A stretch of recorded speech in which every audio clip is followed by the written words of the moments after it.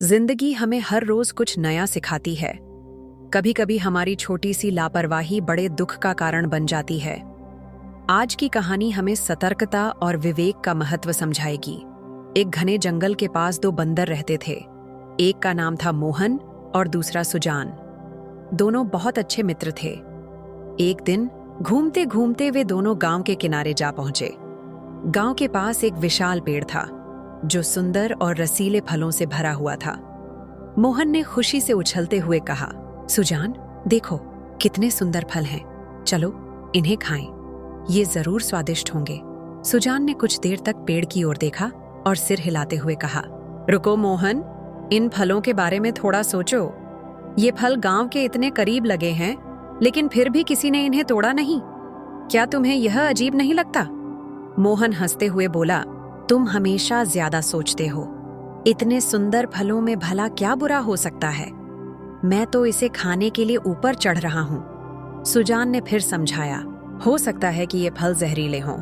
मैं यह जोखिम नहीं लूंगा, लेकिन तुम्हारी मर्जी, मैं कुछ और खाने के लिए आगे बढ़ता हूं। मोहन पेड़ पर चढ़ गया और जी भरकर फल खाने लगा।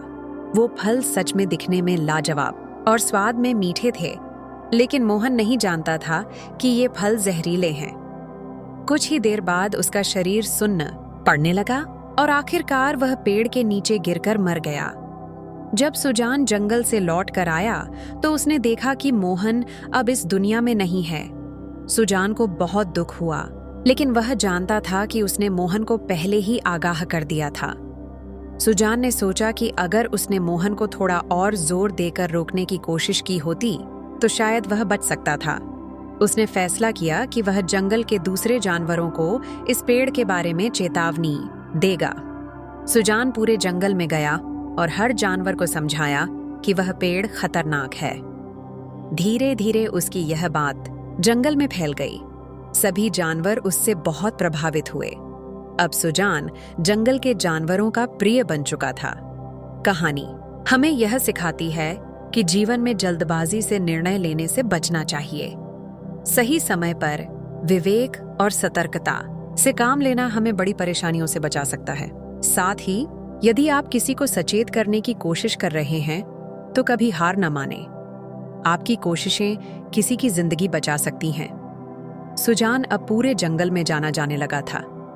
सभी जानवर उसे बुद्धिमान और समझदार मानते थे, लेकिन एक दिन ऐसा हुआ जिसने सुजान को एक नई चुनौती दी। कुछ ही दिन बाद जंगल में एक लोमड़ी आई जो बड़ी चालाक थी। उसका नाम था त्रिशा। उसने सुजान की प्रसिद्धि के बारे में सुना और उससे जलने लगी। त्रिशा ने सोचा, इस बंदर को सब इतना मान क्यों देते हैं? मैं सबको दिखाऊंगी कि ये भी गलत हो सकता है। एक दिन त्रिशा उस पेड़ के पास गई जिसके फल जहरीले थे। उसने चुपके से कुछ फल तोड़े और जंगल के बीच एक सभा बुलाई। उसने सभी जानवरों से कहा, ये फल मैं उस पेड़ से लेकर आई हूं जिसे सुजान जहरीला बताता है, लेकिन सच तो ये है कि सुजान सबको डराकर अपनी झूठी प्रसिद्धि बना रहा है। मैं साबित करूंगी कि ये फल जहरीले नहीं हैं। सभी जानवर त्रिशा की बात सुनकर चौंक गए। वे जानना चाहते थे कि कौन सही है, सुजान या त्रिशा। त्रिशा ने कहा, मैं खुद यह फल खाऊंगी। अगर मैं ठीक रही तो साबित हो जाएगा कि सुजान झूठा है।